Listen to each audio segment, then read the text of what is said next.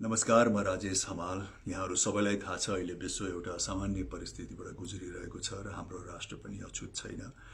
र साँच्चै नै यो परिस्थिति असामान्य छ किनकि यस्तो किसिमको प्रकोप प्रत्यक्ष रूपमा यतिका राष्ट्रहरूलाई विगतमा कहिले पनि प्रभाव पारेको थिएन। त्यसैले विश्व इतिहासमै सायद यो पहिलोचोटि चाहिँ नि मानव समाजले यस्तो किसिमको परिस्थितिको चाहिँ नि सामना गरिरहेको छ। पहिलो विश्वयुद्ध, दोस्रो विश्वयुद्धमा पनि यतिका राष्ट्रहरू एकैचोटि प्रत्यक्ष रूपमा चाहिँ प्रभावित भएका थिएनन्। त्यो मानेमा यो प्रकोप असाध्यै नै बेग्लै किसिमको पहिला कहिले पनि अनुभव नगरेको खालको छ र समाजमा चाहिँ यस्तो किसिमको अनुभव अहिले कसैले पनि विगतमा गरिरहेको थिएन।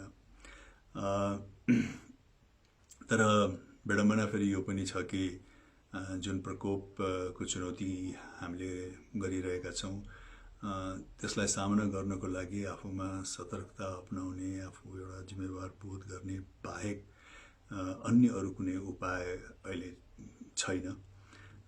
किनकि हुन त भाइरल भनेको मानवीय समाजमा बेला बेलामा आइरहने कुरा नै हो र वर्षेनी पनि कमन फ्लू भाइरलले चाहिँ नि धेरै ज्यानको चाहिँ क्षति पनि गरिरहेको हुन्छ। तर त्यो हुँदाहुँदै पनि अहिलेको जस्तो चाहिँ डरलाग्दो अवस्था सिर्जना हुँदैन थियो, ताकि क्षति अहिलेको भन्दा बढी भए तापनि किनकि अन्य अरू फ्लू, अन्य अरू भाइरलहरूको चाहिँ नि उपचार हुन्थ्यो, औषधि थियो।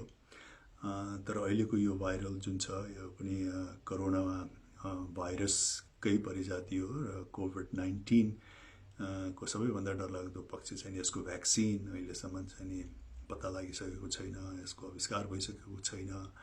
त्यसैले हामी सबैले चाहिँ नि सतर्कता अपनाउने बाहेक अन्य कुराहरू केही पनि गर्न सक्दैनौँ र त्यो हामीले गर्नु पनि पर्छ यदि चुनौतीको चाहिँ नि सामना गरेर यसलाई चाहिँ नि हामीले भनौँ न एक किसिमले चाहिँ नि यसको सहज वातावरण सिर्जना गर्ने हो भने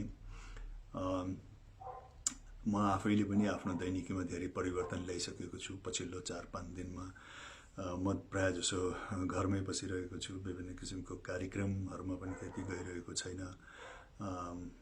अलि धेरै व्यक्तिहरू चाहिँ नि भेला हुने कार्यक्रमहरू सबै कार्यक्रमहरू रद्द नै गरिरहेको छु र हामी सबैले गर्नु नै त्यही नै पर्छ आफ्नो आफ्नो परिस्थिति हेरेर। चाहे तपाईँ आफ्नो काममा जानुहोस् या किनमेल गर्न जानुहोस्, त्यति भिडभाडमा त्यति मिसिएर चाहिँ नि आफ्नो कार्यहरू नगर्नुहोला। व्यक्तिहरूसँग धेरै छुने, अङ्कमाल गर्ने कार्यहरूबाट पनि अलिकति टाढै रहनुहोला र विशेष गरिकन आफ्नो चाहिँ नि सरसफाइमा पनि अत्यन्त नै ध्यान दिनुहोला। र सरसफाइको कुरा गर्दाखेरि विशेष गरिकन सबभन्दा महत्त्वपूर्ण कुरा त हात नै आउँछ। यहाँहरूलाई थाहा नै होला, हाम्रो हात जता पनि जान्छ, हामीले कुनै पनि कार्य गर्दाखेरि आफ्नो हातै प्रयोग गर्नुपर्ने हुन्छ र पछि गएर हामीले खाँदाखेरि पनि हातै प्रयोग गर्छौँ। आफ्नो अनुहारमा केही कुराहरू भयो भने पनि हामीले आफ्नै हातले नै त्यसलाई छुने कामहरू गर्छौँ। त्यसैले हातले असाध्यै महत्त्वपूर्ण भूमिका खेलेको हुन्छ र त्यसलाई सफा राख्न अहिलेको परिस्थितिमा चाहिँ नि अत्यन्तै भनौँ न प्राथमिकतामा चाहिँ नि पर्छ। कुनै कार्य गरिसकेपछि तपाईँ कतै जानुभयो भेटघाटमा या कुनै कार्यमा जानुभयो या आफ्नो अफिसमा बस्नुभयो, विभिन्न किसिमको चाहिँ नि सर्फेसहरू छुनुभयो, टेबल यो या यातायातका अन्य ठाउँमा भने घर आइसकेपछि सबभन्दा पहिला चाहिँ नि तपाईँले साबुन पानीले आफ्नो हातलाई चाहिँ नि एकदमै राम्रोसँग लापरवाहीका साथ खालि झटारो टार्ने हिसाबले नभएर साबुन र पानी लगाएर चाहिँ तपाईँले कमसेकम 25-30 मिनट 25-30 सेकेन्ड 20 सेकेन्डसम्म चाहिँ नि राम्रोसँग मोलेर त्यसलाई चाहिँ नि सफा गर्नुहोस्। अनि त्यसपछि चाहिँ नि तपाईँले खाने काम या तपाईँको अनुहारमा केही भएको छ भने छुने काम गर्नुहोस्। र सबभन्दा राम्रो कुरा त हामी नेपालीहरूको संस्कार त्यो अपनाउनुहोस् होइन। हामी एक आपसलाई भेट्दाखेरि चाहिँ हाम्रो नमस्कार गरी चलन छ, तर अहिले आधुनिकताको नाममा हामी प्रायः जसो खालि हात मिलाउन गइरहेको हुन्छौँ र सायद हामीले सिक्ने पाठ चाहिँ नि यो घटनाबाट चाहिँ नि के हो भने हाम्रै चलन चाहिँ नि असाध्यै राम्रो थियो। त्यस कारण यस पश्चात कोरोना पश्चात पनि हामीहरूले चाहिँ नि आफ्नै जुन एउटा संस्कार छ हात जोडेर चाहिँ नमस्कार गर्ने, त्यही चलन नै चाहिँ नि अब बसालौँ। अहिले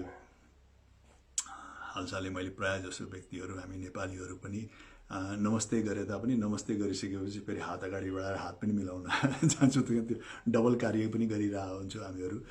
त्यो डबल कार्य गर्न जरुरी छैन। कुनै पनि व्यक्तिको भेटघाटमा चाहिँ नि एकपल्ट नमस्ते गऱ्यो भने त्यो नै काफी र सम्मानजनक पनि छ। त्यसकारण व्यक्तिमा भेट्दाखेरि पनि अब हामी यो कोरोनाको फेजमा त हामीले गर्नै पर्यो। कोरोना पश्चात पनि नमस्कार गऱ्यो भने चाहिँ नि हाम्रो संस्कार पनि बचिरहन्छ र अन्य किसिमको चाहिँ नि कन्ट्याक्टबाट पनि चाहिँ नि हामी पर बस्न सक्छौँ। यही नै सतर्कताहरू अपनाउनु पर्छ, किनकि त्यो बाहेक अन्यहरू हामी अहिले गर्ने परिस्थितिमा छैनौँ। तर यो घटना हुँदाखेरि म कहिले कहिले सोच्छु कि यदि यस्तो किसिमको प्रकोप एकदम गरिब राष्ट्रहरूमा मात्रै सीमित भइदिएको भए, अफ्रिकाका गरिब मुलुकहरूमा, साउथ अमेरिका या एसियाका गरिब मुलुकमा मात्रै सीमित भइदिएको भए र त्यो क्षेत्रका भनौँ न हजारौँ व्यक्तिहरू प्रभावित हुनुभएको भए पनि सायद जुन किसिमको अन्तर्राष्ट्रिय ध्यान आज कोभिड-19ले पाइरहेको छ त्यो परिस्थितिमा सायद पाउँदैन थियो कि जस्तो पनि लाग्छ। तर आज चाहिँ नि विकसित राष्ट्रहरूलाई पनि यसले आफ्नो प्रभावमा पारिसकेको छ। यहाँहरूलाई थाहा छ चाइनाबाट यसको सुरुवात भयो। अहिले इटलीमा चाहिँ नि चाइनामा भन्दा पनि बढ्ता चाहिँ नि क्याजुअलिटिजहरू भइरहेको छ भन्ने सुन्नमा आइरहेको छ। त्यसकारण अमेरिका, युरोप अत्यन्त नै प्रभावित छ र त्यसरी प्रभावित भएको कारणले गर्दाखेरि पनि विश्वको ध्यान अटेन्सन चाहिँ नि अत्याधिक मात्रामा छ। सायद यो प्रकोप खालि अफ्रिकी राष्ट्रहरू, एसियन राष्ट्रहरू या साउथ अमेरिकामा भइदिएको भए र गरिबी क्षेत्रहरूमा मात्रै चाहिँ नि हजारौँ व्यक्तिहरूको चाहिँ नि ज्यान गइदिएको भए पनि यत्रो ठुलो चाहिँ नि चासोको विषय हुँदैन थियो। त्यो यस मानेमा एक हिसाबले चाहिँ यसको भनौँ न ब्राइटर साइड यो पनि हो कि सारा राष्ट्र विकसित राष्ट्रहरू पनि प्रभाव भइरहेको छ, सबैको ध्यान यसमा गइरहेको छ। र आजको घडीमा यसबाट हामीले चाहिँ नि आफ्नो पाठ के सिक्न सक्छौँ भने अब विश्व एक आपससँग यति नजिकबाट गाँसिसकेको छ, एक आपसमा यति लिङ्क भइसकेको छ कि एउटा क्षेत्रमा भएको कुराले चाहिँ अर्को क्षेत्रमा, अर्को राष्ट्रमा चाहिँ तुरुन्तै प्रभाव पार्छ भन्ने स्थितिमा चाहिँ आज विश्व पुगिसकेको छ। यो ग्लोबलाइजेसनको पनि हो। हामी विभिन्न किसिमको ट्रेडहरू एउटा राष्ट्रबाट अर्को राष्ट्रमा गर्नमा चाहिँ नि हामी निर्भर छौँ। त्यो सबै कारणले गर्दाखेरि विश्व असाध्यै एक आपसमा चाहिँ नि गाँसिसकेको छ। यो विकसित राष्ट्रहरूले पनि यसलाई मनन र बुझ्नु सक्नुपर्छ। त्यसकारण सबै राष्ट्रलाई एउटा किसिमको मापदण्डमा ल्याउन सम्पूर्ण विश्वको चाहिँ नि ध्यान जानुपर्छ। विशेष गरिकन स्वास्थ्यको कुरालाई लिएर, वातावरणको कुरालाई लिएर, किनकि यस्ता कुराहरू एउटा क्षेत्रमा मात्रै प्रभाव पार्दैन। यसले कुनै राष्ट्रको सीमा भित्र मात्रै रहँदैन र यसको कुनै सीमा पनि हुँदैन, कुनै बोर्डर पनि हुँदैन। एउटा क्षेत्रमा परेको प्रभावले विश्वलाई नै आतंकित बनाउँछ। त्यसकारण विश्वको ध्यान, विश्वले अहिले सिक्ने पाठ यसबाट के हो भने स्वास्थ्य जस्तो कुराहरू, वातावरण जस्ता कुराहरूलाई चाहिँ हामीले अत्यन्त नै जोगाएर राख्नुपर्छ, संरक्षण गरेर राख्नुपर्छ। त्यही नै हाम्रो प्राथमिकतामा आउनुपर्छ। र विकसित राष्ट्रहरूले पनि खालि आफ्नो राष्ट्रको मात्रै स्वास्थ्य स्तरलाई माथि बढाएर मात्रै पनि सायद पुग्दैन।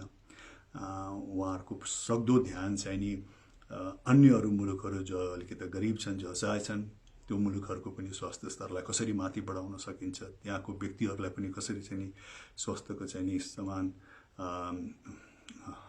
सुविधाहरू दिन सकिन्छ भन्ने कुरामा चाहिँ नि सबैको ध्यान जानुपर्छ। यसबाट विश्वले सिक्ने पाठ यही नै हो। किनकि कुनै पनि अब आउँदो घडीहरूमा कुनै यस्तै किसिमको अन्यहरू प्रकोप भइदियो भने पनि स्वास्थ्यलाई लिएर, वातावरणलाई लिएर भने एउटा राष्ट्रमा मात्रै त्यो सीमित रहँदैन।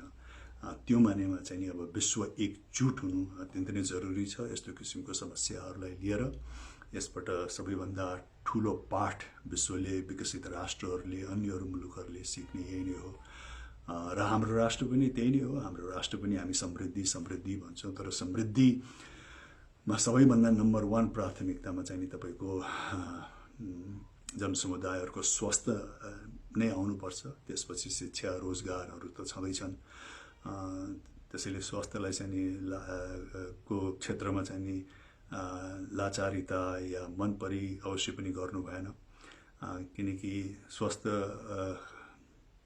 को प्रतिकूल प्रभाव खाली जनसमुदायमा मात्रै पर्दैन, जो चाहिँ नि स्वास्थ्य क्षेत्रसँग सम्बन्धित व्यक्तिहरू हुनुहुन्छ उहाँहरू पनि यसबाट अछुत रहन सक्नुहुन्न। त्यसकारण उहाँहरूको पनि दीर्घकालीन कल्याणको लागि चाहिँ नि सम्पूर्ण समाजलाई कसरी चाहिँ नि राम्रोसँग चाहिँ नि स्वस्थ राख्न सकिन्छ, विभिन्न किसिमको चाहिँ नि स्वास्थ्यको सुविधाहरू चाहिँ नि कसरी सहज रूपमा चाहिँ नि आफ्नो समुदायहरूलाई उपलब्ध गराउन सकिन्छ भन्ने कुरा नै प्राथमिकता रहनुपर्छ। किनकि त्यो प्राथमिकतामा रहेन र समाज चाहिँ नि जहिले पनि स्वास्थ्यलाई लिएर चाहिँ नि ग्रसित भयो भने त्यो समाजमा न त कुनै अन्य किसिमको व्यापारहरू हुनसक्छ, न अन्य किसिमका चाहिँ नि समृद्धिका कुराहरूले त्यति ठुलो नै माने राख्नेछ। त्यस कारण अहिलेको यो परिस्थितिबाट प्रत्येक राष्ट्रले, हाम्रो जस्तो राष्ट्रले सिक्नुपर्ने पाठ पनि त्यही नै हो कि स्वास्थ्यलाई हामीले प्राथमिकतामा पारौँ, जनसमुदायहरूलाई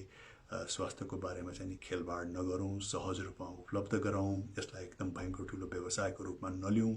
किनकि यसबाट खालि जनसमुदायहरू मात्रै प्रभावित हुनुहुन्न, यस्तो किसिमको प्रकोप आयो भने स्वास्थ्य कर्मीहरू या जुन स्वास्थ्य संस्थान चलाउने हुनुहुन्छ व्यापारिक दृष्टिकोणबाट उहाँहरू सबैलाई नै यसले प्रभाव पार्छ। त्यसैले स्वास्थ्यलाई, आफ्नो वातावरणलाई चाहिँ नि हामी सबैले प्राथमिकतामा राख्न अत्यन्त नै जरुरी छ।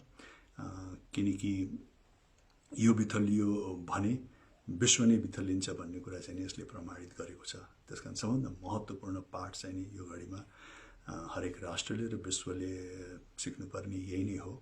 अहिलेको लागि म यहाँहरूलाई यही नै अनुरोध गर्छु कि अलिकति आफ्नो सामाजिक कार्यहरूलाई अलिकति पातलो बनाउनुहोस्, त्यति हुलमिल नगर्नुहोस्।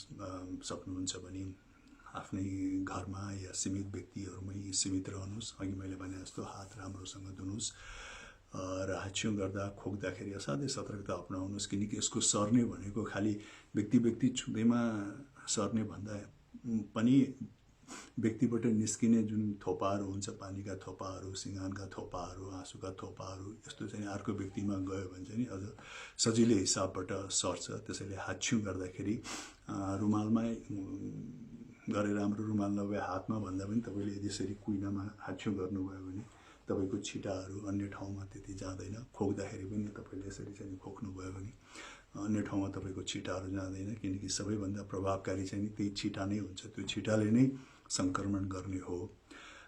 त्यस कारण सरसफाइमा ध्यान दिनुहोस् र सबैजनाले चाहिँ नि एक आपसलाई चाहिँ नि सहयोग गर्ने वातावरण सिर्जना गर्नुहोस्। चाहे त्यो खानपिनलाई लिएर होस्, चाहे त्यो वातावरणलाई सहज गर्ने कुरालाई लिएर होस्, खालि व्यक्ति केन्द्रित, परिवार केन्द्रित मात्रै नरहनुहोस्। किनकि त्यतिले मात्रै चाहिँ हामीले यो परिस्थितिबाट चाहिँ नि सामना गर्न सक्दैनौँ, यो परिस्थितिबाट चाहिँ उम्किन सक्दैनौँ। हामी सबैजनाको हातेमालो हुन जरुरी छ। सबैलाई प्रति चाहिँ नि सहिष्णुता, सबैप्रति चाहिँ नि एउटा भलाइ चिताएर मात्रै, सहयोगी भावनाहरू राखेर मात्रै चाहिँ नि हामी यो परिस्थितिबाट उम्कन सक्छौँ। त्यही नै हो। अलिकति दैनिकीमा प्रभाव त परि नै हाल्छ। म पनि अहिले घरमै नै बसिरहेको छु र आफ्नो भेटघाट पातलो गरिरहेको छु र यहाँहरूसँग फेरि केही त्यस्तै मुद्दाहरू भयो, विषयहरू भयो भने अवश्य पनि आउँछु। अहिलेलाई चाहिँ नि स्टे सेफ, आफू सुरक्षित भएर बस्नुहोला, आफ्नो परिवारलाई सुरक्षित राख्नुहोला, आफ्नो वातावरणलाई चाहिँ सुरक्षित राख्नुहोला। Thank you. Good night.